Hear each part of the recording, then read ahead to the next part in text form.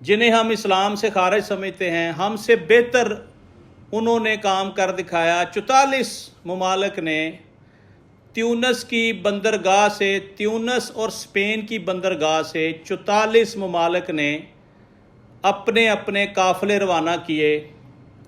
नाज़रीन, ये काफ़िले साजो सामान लेकर गज़ा के निहत्ते मुसलमानों के लिए पहुँचेंगे और इनको रास्ते में बेशुमार मुश्किलात का सामना करना पड़ रहा है। गुज़िश्ता रोज़ इसराइल ने